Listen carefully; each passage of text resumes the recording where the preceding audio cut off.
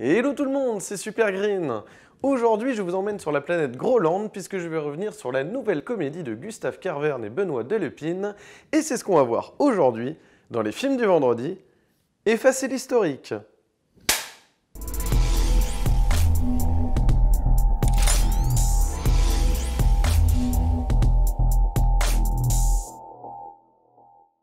Salut à tous et bienvenue dans les films vendredi. Aujourd'hui, j'ai l'immense plaisir de revenir sur Effacer l'historique, la nouvelle comédie de Gustave Carverne et Benoît Delépine, le duo grolandais à qui l'on doit les formidables Mammouth, I Feel Good, Saint-Amour ou encore Le Grand Soir que je vous recommande énormément. Ça fait vraiment partie de mes... Enfin, c'est... Oui, je me demande même si c'est pas toujours mon préféré. Parmi les films de Benoît Delépine et Gustave Carverne, mais franchement voilà, avec d'ailleurs Albert Dupontel et Benoît Poelvoorde, je vous le recommande par ailleurs. Mais aujourd'hui, place à Effacer l'historique, film important, puisque critique évidemment acerbe de notre société dans un univers numérique, digital, etc. Alors, petit préambule avant de commencer cette critique, je précise quand même que malgré effectivement la pertinence du film, il ne faut pas tomber dans une dépression extrême à la sortie. Rassurez-vous, je pense que il faut avoir ce rapport intelligent en fait avec la technologie, c'est-à-dire que évidemment nous sommes dans un monde en pleine mutation. Mais il faut toujours se rappeler d'une chose, je pense, hein, c'est vraiment mon avis personnel, que c'est toujours la manière dont on appréhende les choses, les nouvelles technologies, de la manière dont on s'en sert. Voilà, on peut toujours faire le bien avec les outils qui nous entourent, en fait. Voilà, c'est ça que je veux dire et c'est le message que je veux faire passer. Voilà, en préambule. Mais c'est parti, donc, l'histoire de trois personnages qui sont tous dans des situations assez dramatiques, puisque nous avons déjà... donc Marie, interprétée par Blanche Gardin, qui est vraiment formidable, donc qui est une divorcée dépressive et qui est victime d'un chantage, hein, puisque voilà, elle a été malencontreusement en fait, elle a été un peu pompette dans une soirée et elle rencontre donc Vincent Lacoste qui va la faire chanter puisqu'il a filmé une sextape avec elle. Et donc voilà, ça va être le chantage qu'on connaît. Voilà, il y a beaucoup d'affaires comme ça dans les médias avec des personnalités célèbres, hein, ces fameuses sextapes. Nous avons d'un autre côté Bertrand, interprété par Denis Podalides, qui est aussi formidable. Il n'a plus rien à prouver, excellent acteur. Vraiment, vous allez voir en fait les trois personnages que je vais citer. Vraiment, c'est un trio de cinéma social. Formidable. Et j'espère qu'ils vont se retrouver sur d'autres projets, que ce soit chez le duo grolandais ou autre. Mais vraiment, ça marche du tonnerre. Donc nous avons Bertrand, veuf, endetté, qui découvre que sa fille est harcelée au lycée. Hein, donc il y a des vidéos qui circulent d'elle aussi, où elle se fait maltraiter. Et donc Bertrand espère, tant bien que mal, pouvoir contacter Facebook. Voilà, cette simple petite personne de province qui essaye de contacter Facebook pour leur demander de bien vouloir supprimer cette vidéo qui nuit gravement à la vie sociale de sa fille.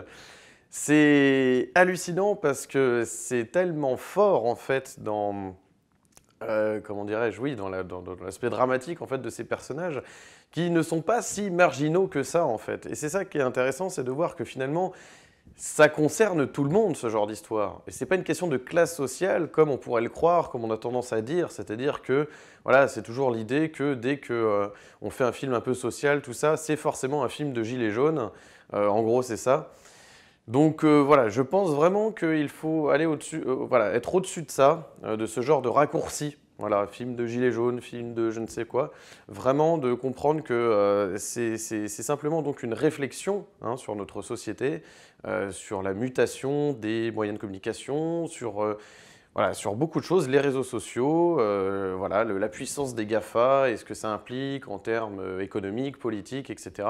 Donc évidemment, voilà, on est sur ce type de film, mais ça n'empêche pas qu'il y a des moments vraiment très très savoureux et notamment risibles qui sont vraiment, enfin c'est vraiment à se poiler quoi, vraiment. C'est parce que les dialogues sont tellement bien écrits et ça c'est la plume de Delépine et Carverne et ça c'est hallucinant parce que ils ont toujours eu une bonne écriture, mais souvent c'était plutôt dans des non-dits, dans les façons de filmer, etc. Et là, en fait, comme c'est un film beaucoup plus dialogué que les précédents, je trouve, hein, personnellement. Je trouve vu qu'il y a beaucoup de personnages et qu'il y a beaucoup de situations dialoguées, que ce soit Blanche Gardin qui appelle donc un service de hotline et qui attend pendant des heures à tel point qu'elle manque de décrocher au bon moment. Voilà, c'est tous ces petites scènes de la vie quotidienne que l'on connaît tous. Et c'est ça, voilà, on a tous été confrontés à un moment donné à une situation absurde avec un outil technologique. En gros, c'est ça. Et c'est là que, quel que soit le type de spectateur dans la salle, qui soit vraiment critique sur notre société numérique, etc., ou tout simplement qui baigne dedans, mais du coup qui va quand même reconnaître des situations assez drôles, dans tous les cas, je pense que ça peut contenter tout type de spectateur. Et c'est ça qui est formidable. Alors, en troisième personnage, hein, Corinne Massiero donc, interprète Christine, chauffeur VTC, qui a un gros problème puisqu'elle n'a pas assez d'étoiles en fait sur son profil. Hein, vous savez, c'est un petit peu comme, comme vous utilisez Uber ou ce genre de service. Voilà, vous avez donc des notes, que ce soit donc pour les clients ou pour les chauffeurs, et donc voilà. Donc Christine ne comprend pas pourquoi elle a eu 1 étoile sur 5 sur son profil et du coup a un gros souci pour retrouver du travail. Et ce qui en soi n'est pas forcément déconnant hein, sur cette critique-là, mais c'est vrai que bon, après Christine, oui, se pose vraiment des questions sur son aimabilité avec les gens. Alors après, ça, ça va beaucoup trop loin parce qu'elle finit par dérouler le tapis rouge à ses clients pour voir si ça ne va pas augmenter ses notes. C'est quand même assez fou. Vraiment, alors, ce qui est incroyable dans ce film, vraiment, je vous le dis, et c'est un film vraiment important.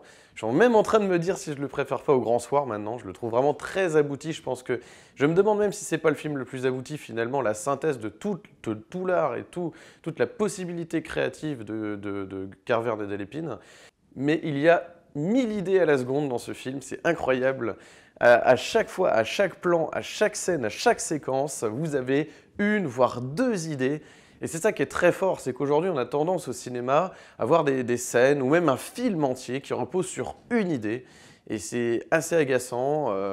Voilà, je ne vais pas citer forcément, parce que ce serait pas bien de pointer du doigt un film plutôt qu'un autre, mais notamment dans la comédie, souvent ça repose sur 1 idée.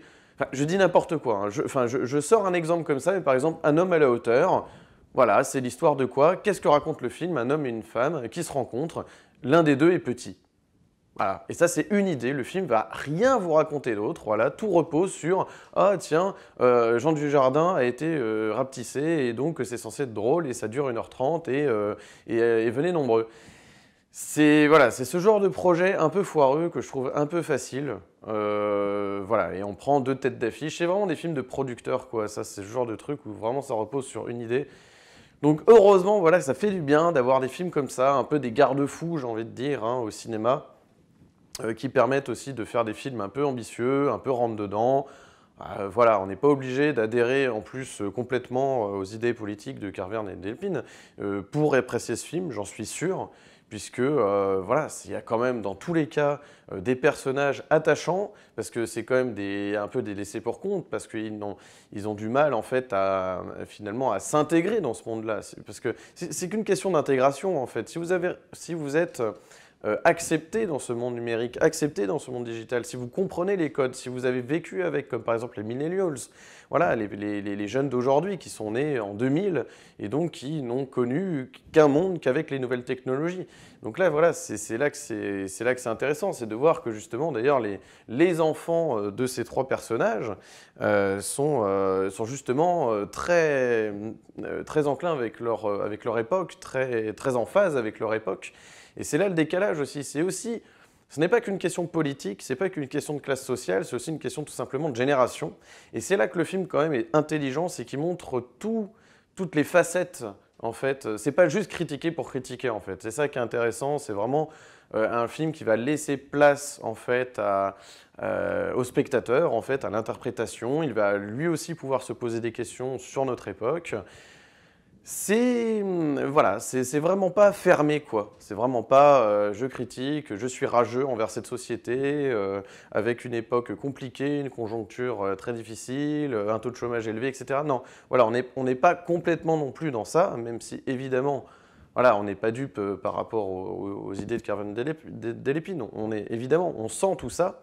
mais le film est écrit et réalisé de manière intelligente qui fasse que justement ce ne soit pas fermé au niveau de la discussion autour des GAFA, autour des smartphones, autour des data centers. Voilà, donc en plus, voilà, il y a des tentatives de règles RGPD, etc., de vie privée, on a la CNIL, etc. Il y a des organismes qui essayent de toute façon de gérer, de respecter la vie privée, etc. Donc ça veut bien dire que c'est simplement déjà le monde qui change, en fait, le monde qui devient tout numérique. Et c'est un monde dans lequel il y a beaucoup de choses à faire, puisque finalement, il y a tout à repenser, en fait. Il y a tout à repenser.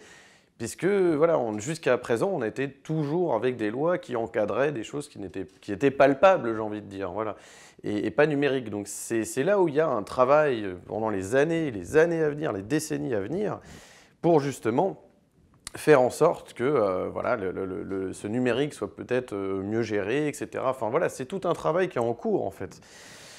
Donc voilà, vous voyez, le film en fait vraiment vous ouvre l'esprit, vous permet de prendre du recul sur les choses. Après, évidemment, il y a l'aspect addiction aussi qui peut être, qui est traité. C'est quand finalement, voilà, ce petit objet rectangulaire, finalement, vous rend complètement addict. Et c'est là, évidemment, qu'un mal-être peut exister. Mais ce n'est pas l'existence même de cet outil, en fait, qui est un souci. C'est voilà, tout le rapport que l'on peut avoir avec. Et donc ça, voilà, c'est vraiment une histoire de rapport que l'on a avec les objets technologiques. Parenthèse fermée, ce film est vraiment très important.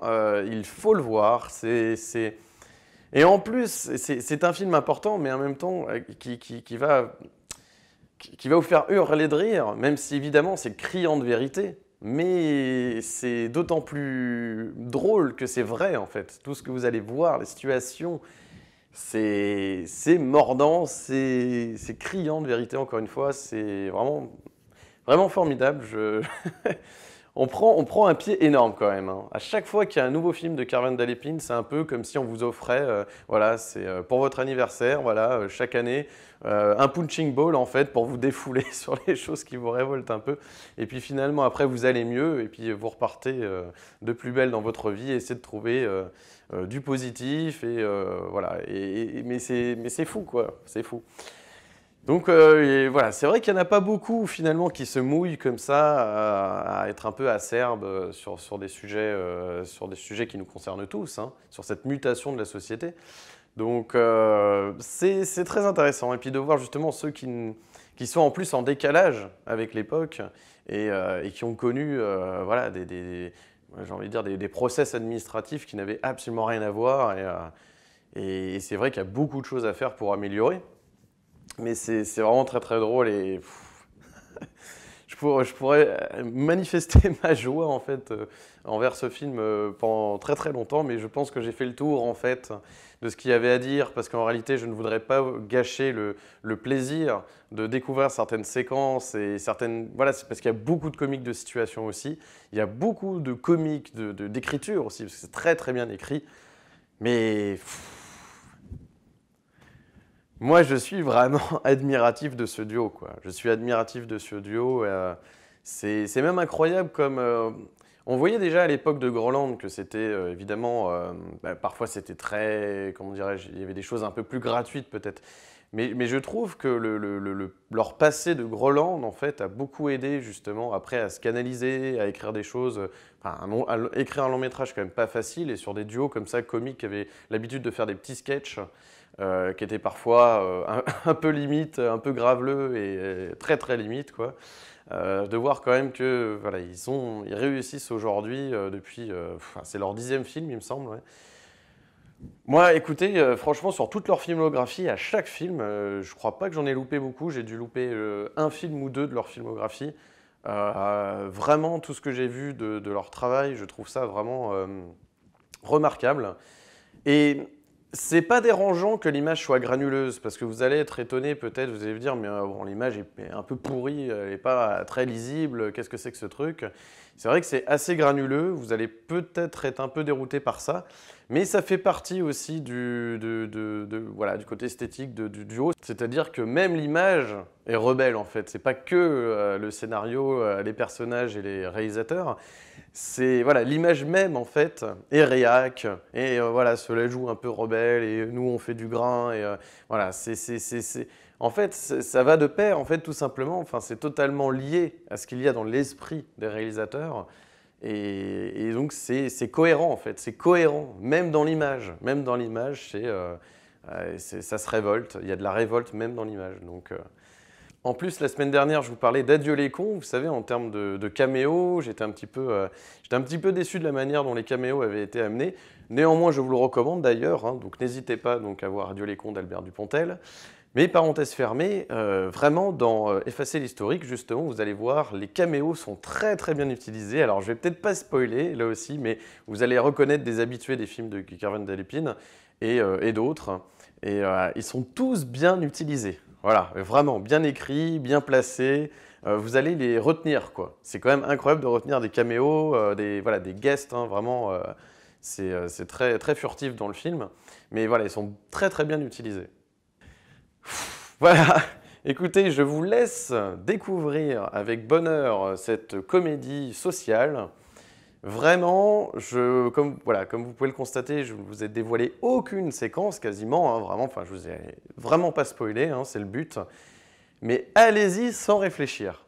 Vraiment, croyez-moi, allez-y sans réfléchir. Mais qui que vous soyez, quel type de spectateur vous soyez, ça n'a aucune importance, vous allez vous sentir concerné par une situation, vous sentir concerné par les personnages, la vie des personnages, leur traumatisme, leurs soucis. C'est du génie, courez-y. Donc je vous recommande vivement Effacer l'historique de Gustave Carverne et Benoît Delépine. Si vous avez aimé cette vidéo, n'hésitez pas à mettre un pouce bleu, de vous abonner, d'activer la cloche pour ne manquer aucune de mes nouvelles vidéos. La semaine prochaine, il s'agira à coup sûr de Petit Pays d'Éric Barbier, d'après le roman éponyme de Gaël Faye. Donc soyez au rendez-vous puisque j'ai très hâte de vous parler de ce film. Donc rendez-vous vendredi prochain. En attendant, moi je vous souhaite un excellent vendredi, un excellent week-end et d'ici la semaine prochaine, comme toujours, n'oubliez pas, prenez les films pour ce qu'ils sont. Allez, ciao!